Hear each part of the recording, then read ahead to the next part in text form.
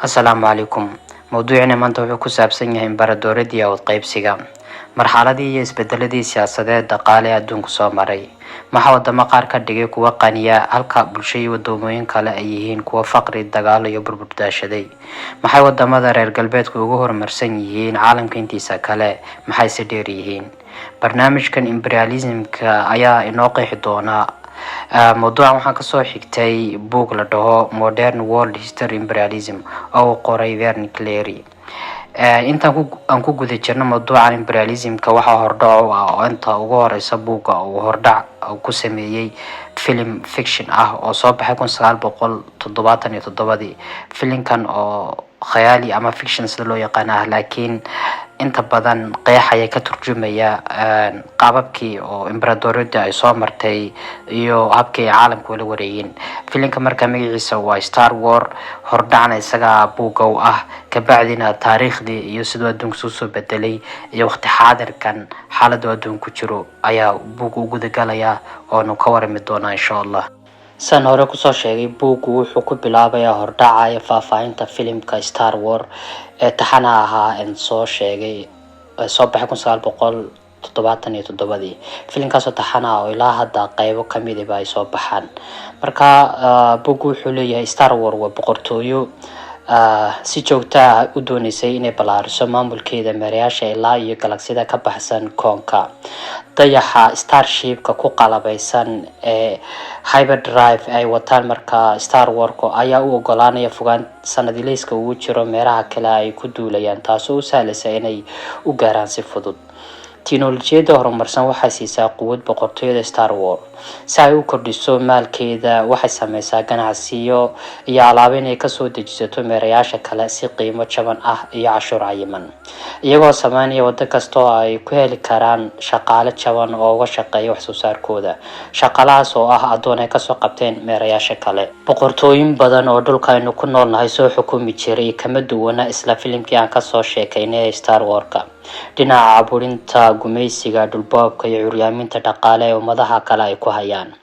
Dhammaan boqortooyinku waxa ay ka siman yihiin xukun, damac, himilooyin isku wada mid ah, dhul balaarsi iyo sidbiirsi, iyagoo maraya inay ummadda ay rabaan inay qabsadaan. Marka hore inay soo dhaweeyaan ganacsina la samaystaan, kadibna ay la wareegaan tujaarta iyo ilaha dhaqaale ee bulshadaasi.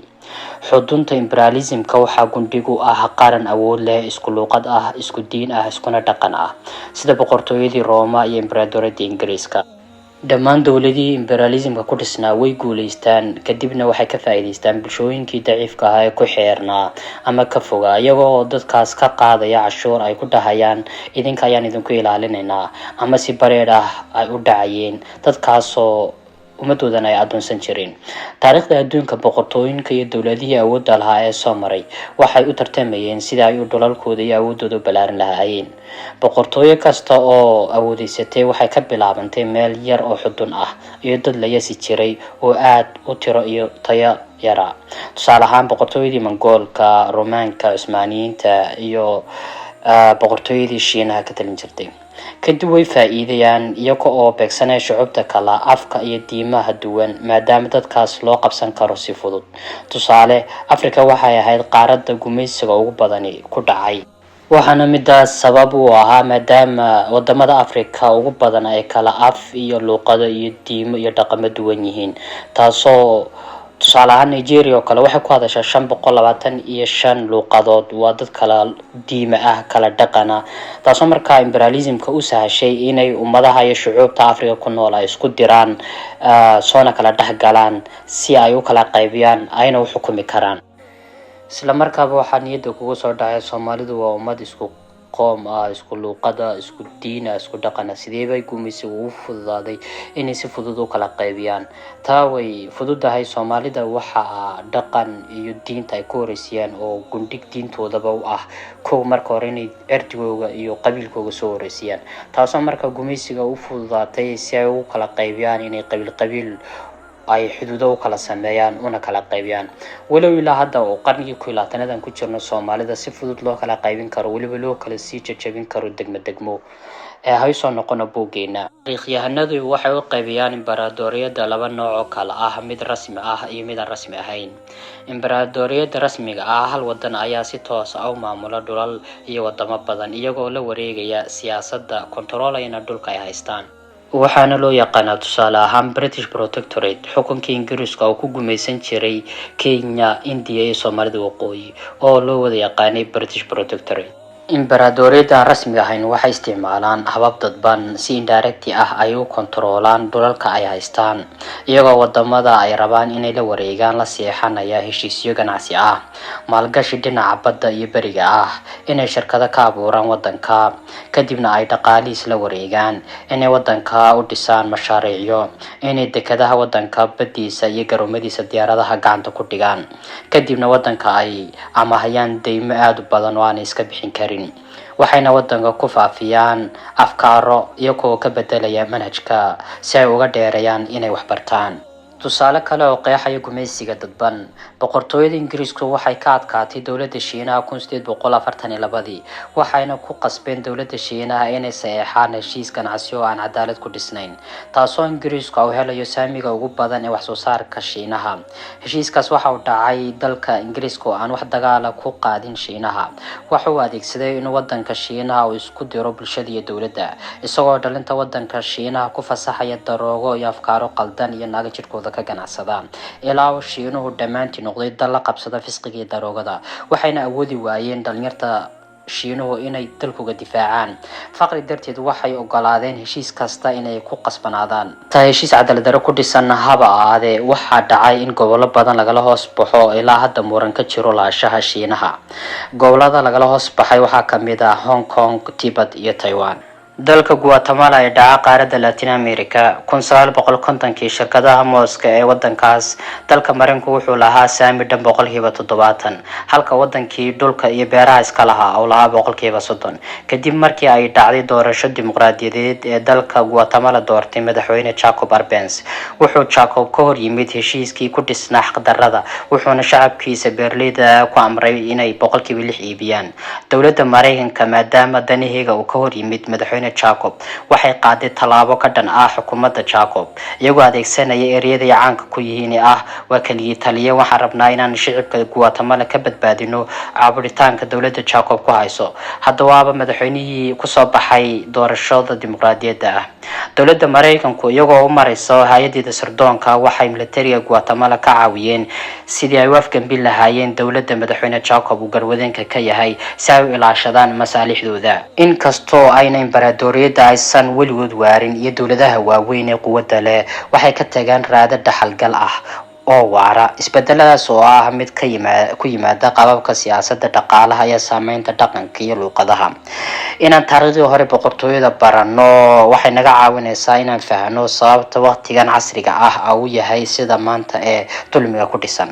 tusaale ahaan 100 milyan oo shacabka Latin America maxay uga hadlaan luqadda Isbaanishka iyo Boortaqiiska iyagoo ka tagay luqadoodii hooyo, dhaqanka iyo diinta ay awoowayaashood ka soo gaadheen, dhammaantoodna ay qaateen diinta Masiixiyadda waliba si qasaba. waxaa la yaab leh in dalka Ingiriiska oo jasiirad yar oo ku taala waqooyi galbeed Yurub ahna wadan aad u yar cimilo ahaan aad u xun, gabiisuba uu leeyahay gobol ka tirsan Soomaaliya ama Soomaali 6 jeer ku soo bilaabanto. haddaba dalka shicbi iyo dhul ahaanba yar ayaa noqday quwad caalami ah oo ka talisa caalamka oo dhan, waxayna noqotay boqortooyadii ugu weyneed caalamka ee soo maray boqortooyinkii caalamka ugu waaweynaa ee soo maray. daraasad boqortooyinka casriga waxay naga caawinaysaa asal ahaan inaan fahanno sinaan la'aanta, cadaalad darrada iyo faqriga ee ka jira caalamka, taasoo ummado kaliya ay dhaqaalaha, dheefta iyo maamulkaba gacanta ugu jiro. daraasad la sameeyay 2010 Yurub iyo Mareykanku waxay caalamka tiro ahaan ka yihiin 15%. iyadoo saas ay tahay haddana waxay gacanta ku hayaan hantida adduunka 53%. waxa halkaan ku fahmaynaa ama inooga cad inay kacanka warshadaha ay garwadeen ka ahaayeen reer Yurub iyo Mareykanka iyadoo oo wadamo kale ay jiraan 2012 qiimeyn la sameeyay luqadda Ingiriiska wuxuu noqday luqadda ugu badan ee internetka iyo tiknoolajiyada loo isticmaalo shabakadaha website-ka ugu badan caalamka waxay ku dhisan yihiin luqadda Ingiriiska maxay tahay sababta Yurub iyo Mareykanku maanta uga qanisan yihiin adduunka kale waxa halkaas inooga cad in meesha maskax weyn oo ay adduunka dhaqaalihiisa kula wareegeen ay jirtay waxaanu daraasadeynaa korkacaya dhicida quwadaha adduunka soo maray si aan wax uga barano timaadada iyo waxa hadda taagan Mareykanku ilaa hadda waa awoodda adduunka ugu weyn ee qarniga 21aad bartaas waxaa ka cad inuu yahay imbaradoriyadda casriga ah ee waqti xaadirkan tusaale ahaan saameynta militariga ee Mareykanka waxay noqotay ama noqon kartaa tan ugu xajmiga weyn leh sanadkii 2011 Mareykanku wuxuu kharash gareeyay 42.8% oo ah kharashaadka ku baxa dhamaanta ugu badan wadamada militariga caalamka wuxuuna maalgeliyaa wadamo badan oo ciidanku uga dhisa sida Afghanistan isaga qalabiyo dhisa ciidanka tababaray waana ognahay halkay ku dambeeyeen xataa hal maalin ah mayna difaacin dalka maalin cad ay ciidanka Taliban kala wareegeen wadanka badana ciidamada wadamada Carabta waxa dhisa oo hubeeya qalabeeya dalka Mareykanka halkaasna waxa ka cad in oo ay tahay wax oo غير المعقول ahayn cadawga inuu ciidan ku dhiso waxa weeyaan ciidan cadawga ku dhiso inay tahay mid suntii aad ku dhiman lahayd inaad gurigaaga soo dhigatay waxa tusaale kaaga filan dalka Soomaaliya oo gargaar weydiistay Ethiopia oo ogolaada dhulkooda maxaa ka dhici kara ka gudub haddaba ciidanka Mareykanku waxay joogaan in ka badan 150 wadan su'aasha meesha taala waxay tahay 150 ka wadan maxay ka qabtaan qaybta koobaad intan ay ku eegtahay insha Allah qaybta labaad soo gelino السلام عليكم ورحمة الله وبركاته